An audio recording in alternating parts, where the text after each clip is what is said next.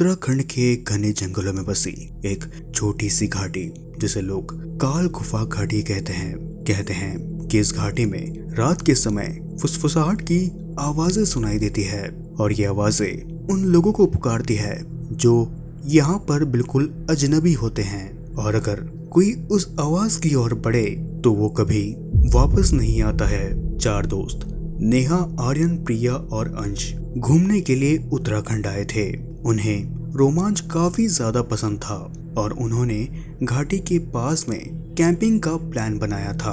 उनके गाइड एक बूढ़े आदमी थे जिनका नाम भैरव दास था। उन्होंने उन चारों दोस्तों को पहले ही चेतावनी दे रखी थी, शाम ढलने के बाद घाटी के पास मत जाना। उन्होंने उन चारों दोस्तों को इस तरीके से गंभीर आवाज में कहा, और अगर कुछ फुसफुसाहट की आवाज सुनाई दे तो नवाजों को नजरअंदाज कर देना। इस बात को सुनकर उन चारों दोस्तों को उस बूढ़े आदमी की बातों पर विश्वास नहीं हो रहा था। उन्हें भूत प्रेत की कहानियां और भूत प्रेतों पर बिल्कुल भी विश्वास नहीं था।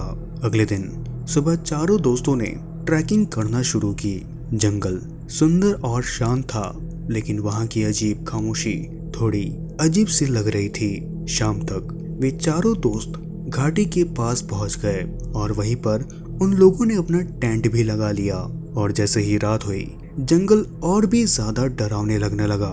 इस चांदनी रात में वो घाटी और भी ज्यादा रहस्यमय लग रही थी। तभी एक हल्की सी आवाज नेहा को सुनाई देती है, इधर आओ मेरे पास। इस आवाज को सोचकर नेहा ने ये सोचा कि शायद ये कोई हवा का शोर होगा, लेकिन ये आवाजें अब धीरे धीरे क्लियर होते जा रही थी।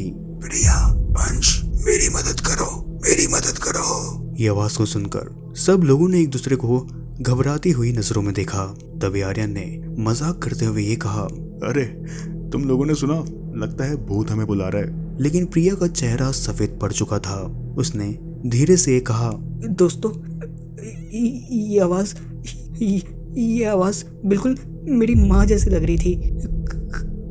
कहीं ये मेरी माँ की आवाज तो नहीं? पर मेरी माँ तो काफी साल पहले ही गुजर चुकी है। फिर ये आवाज। अरे प्रिया, तू ये सब बातों को छोड़ना यार। तेरे कान बज रहे हैं। तेरी मम्मी को गुजरे कितने साल हो गए और अब तक तो तू अपनी माँ की आवाज भी भूल गई होगी। ये सब कुछ नहीं है, ये अपने मन का वहम है बस, ठीक है? इन सारी चीजों को इग्नोर कर बस। तीसरे दिन जब सुबह सब उठे तो वहां से प्रिया गायब थी।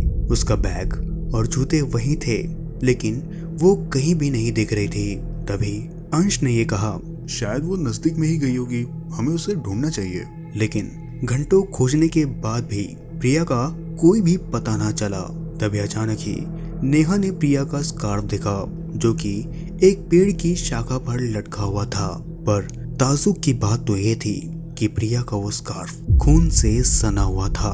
तभी आर्यन अपने दोस्तों से कहता है, हमें यहाँ से तुरंत निकल जाना चाहिए। हमारे लिए ये जगह बिल्कुल भी सेफ नहीं है। लेकिन नेहा ने मना करते हुए ये कहा, हमें यहाँ पर प्रिया को छोड़ के नहीं जाना चाहिए। भलाई वो हमारे साथ आई थी और हम लोग उसे वापस लिए बगैर यहाँ से जाएंगे भी नहीं। चौथी रात बाकी तीनों दोस्तों ने बारी बारी से जागकर पहरा देने का फैसला किया।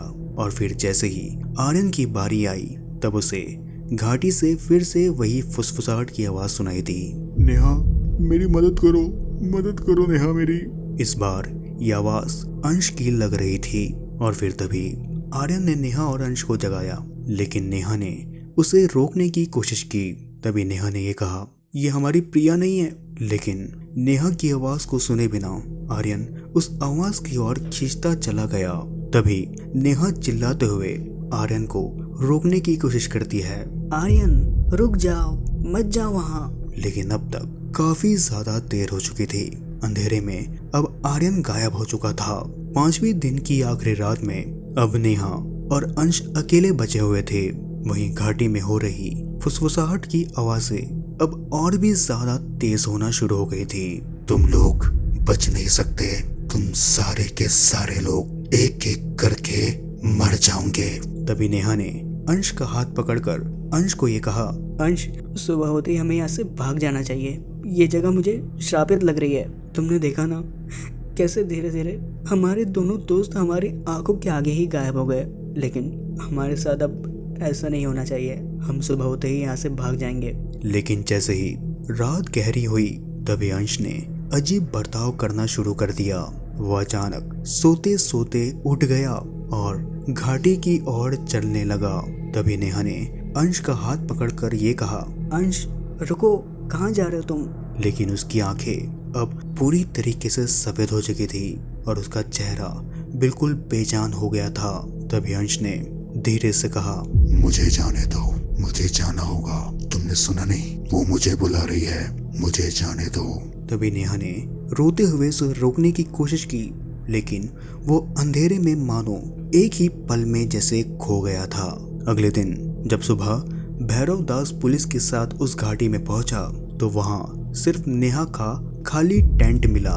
वहीं पास में जमीन पर कुछ निशान थे, मानो ये निशान किसी इंसान के पंजों के थे। वो पंजों के निशान जंगल के अंदर जाते हुए नजर आ रहे थे, मगर पुलिस की खोजबीन करने के दौरान वो पंजों के निशान एक एंड आने पर वहां से गायब हो गए थे।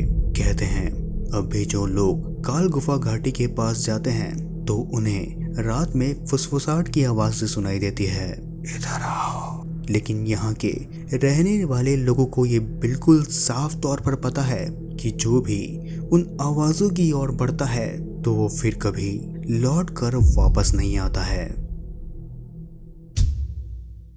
आई होप गाइस कि आप लोगों को ये हॉरर स्टोरी काफ़ी ज़्यादा अच्छी लगी होगी। एंड अगर आप लोगों को ऐसी ही हॉरर कहानियाँ सुनना काफ़ी ज़्यादा पसंद है तो आप लोग आज ही हमारे चैनल को सब्सक्राइब कर बेल आइकन को प्रेस कर लीजिए। तो चलिए मिलते हैं अगली नेक्स्ट हॉरर वीडियो में।